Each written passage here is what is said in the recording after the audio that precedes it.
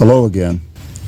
Every day I do things to, just a variety of things that I have taken upon myself to make my wife's life easier, make just everyday things easier for her and stuff. And I kind of, I'll go out of my way to see that these things are done so that she has an easier time about things she has to do. Some days my wife really pisses me off. And on those days, you know what I do? All those things that I have taken upon myself to make her life easier, it doesn't change. You see, it's because I love my wife. And love is action, not feelings. So then, in talking about the idea of love and such, let's look a little deeper. Jesus said, "If you love me, keep my commandments." Okay. So we see a tie between your actions in your life and love. He didn't say, if you have good feelings about me, you love me. He said, if you love me, keep my commandments. Well, because Jesus is God, all the commandments are Jesus' commandments. Let's look at the two commandments. Love God with all your heart, soul, mind, and strength, and love your neighbor as yourself.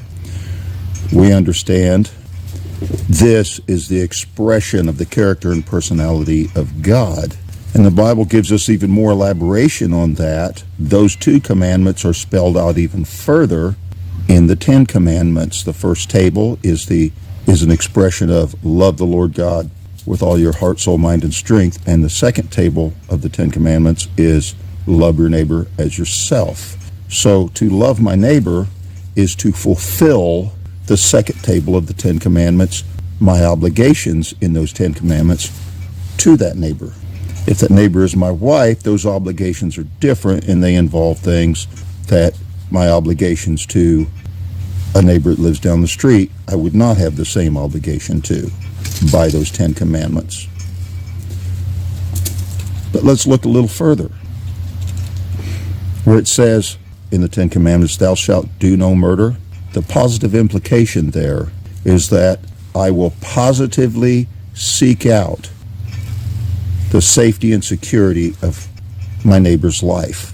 Where it says, thou shalt not steal, then I am to positively pursue that my neighbor has full enjoyment and security of that which belongs to him. Jesus said the same thing, where he said that to look at a woman lustfully is commit adultery, and people act like they're in grade school when they interpret that. Thou shalt not commit adultery is the words in the command, framed in the negative. The positive implication is thou shalt seek. You shall put your energy toward the sanctity, the security, and the growth of your marriage. So if you're checking out other women, you're not putting your energy toward the safety, the security, the sanctity, and the growth of your marriage. You're seeking something else. And therefore, since you're not putting that positive force where it's supposed to go, not doing the positive implication, you've already violated the commandment. If I'm not seeking that my neighbor has full enjoyment and security of that which belongs to him, then I'm already stealing from him, even though I haven't taken anything yet, you see.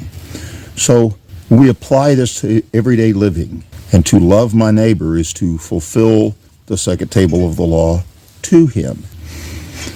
If I'm sitting on a jury and I find this man guilty of murder and he's taken out and executed for this crime, I'm fulfilling the second table of the law, my obligation in that second table of the law to that man.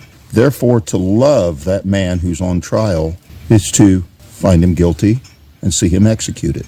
Now, if your definition of love is so tied up in your feelings of the matter, then you can't comprehend that. But to love Jesus is to keep his commandments, and his commandments are the first table, your obligations to God; the second table, your obligations to your fellow man. So love is action, the action of fulfilling God's law.